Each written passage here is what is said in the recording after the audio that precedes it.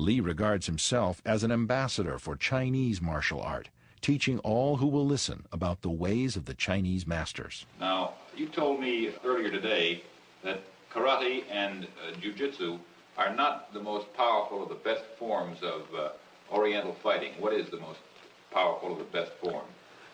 Well, it's bad to say the best, but in my opinion, I think Kung Fu is pretty good. Would you tell us a little bit about Kung Fu? Well, Kung Fu is originated in China. It is the ancestor of karate and jiu-jitsu.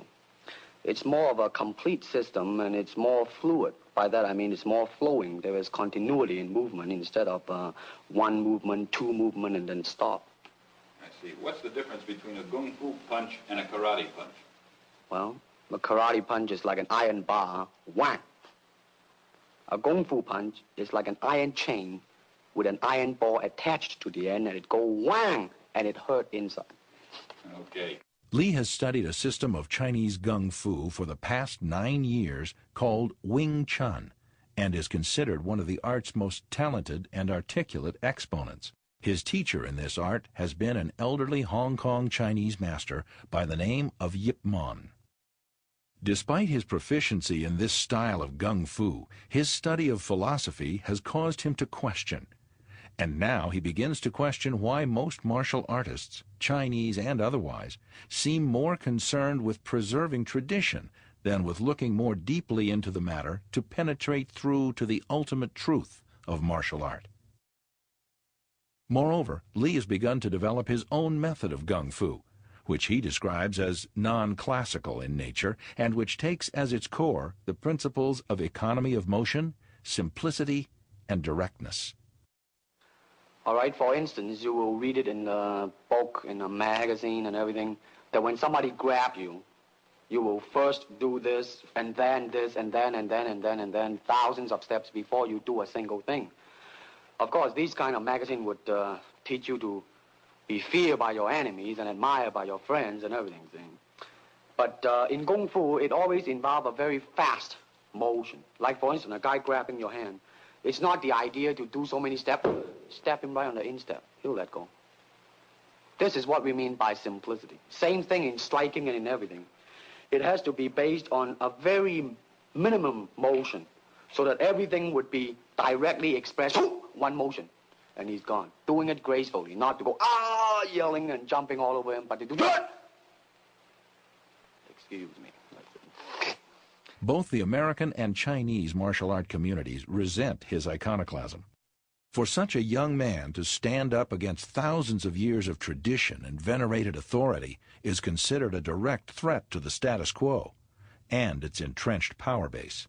Prior to Bruce's coming to this country, Kung Fu was alive in most all the Chinese communities, but there was nothing taught to outsiders, basically. And Bruce came along, and with that basis of trying to create equality amongst all people, regardless of race, he chose to let anybody into his school, regardless of what color or race they were, as long as he knew what was in their heart was good and positive. Why he took them in, and like when he was down in San Francisco, where the Chinese community was much more like being in China, they took exception to it, and he had to fight his way out of it. In Oakland, he received a challenge from the San Francisco Chinese martial arts community, and the challenge read that Bruce, if he were to be defeated in this challenge, would have to cease teaching Caucasian or non-Chinese students.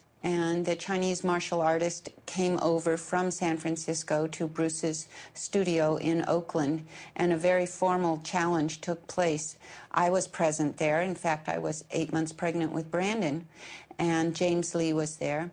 And this fight with this Chinese martial artist lasted about 3 minutes. It consisted of a lot of running, where the Chinese martial artist took off and started running around the room, and Bruce was pursuing him before Bruce finally got a hold of him and took him down to the floor and made him give up. And after the challenge ended with the Chinese martial artists being soundly defeated and they all went away, Bruce won the right to teach anyone he wanted to. By February of 1967, Lee has 3 schools operating in Seattle, Oakland, and Los Angeles that teach his own interpretation of Gung Fu, based on his own investigations into the ultimate truth of unarmed combat. However, by now the young man is openly critical of the traditions and limitations he sees as inherent in the martial arts as they're currently being practiced in America. He believes they lack a solid grounding in reality, consisting of rehearsed self-defense routines that are employed in predictable and patternized rhythms. He notes that real combat is spontaneous, not rehearsed, and is made up of irregular or broken rhythm that a martial artist cannot anticipate, only respond to. Even the championship karate tournaments of the era are non-contact affairs, settled not on knockouts, but on an accumulation of points awarded for blows that never touch an opponent. A victory is determined by a team of judges who conclude which combatant would probably have hurt the other combatant the most had contact been allowed. Lee has no use for such styles of pseudo-fighting, which he calls organized despair and dry land swimming. Lee's criticism of the arts can be attributed in part to his background in Hong Kong, which consisted not of non-contact karate tournaments, but full-contact street fights and challenge matches fought on Hong Kong rooftops. When not fighting against proponents of different styles of Gung Fu on rooftops, Lee had also fought frequently against opponents who had been armed with knives and chains. In such real-world encounters, referees and judges were not necessary.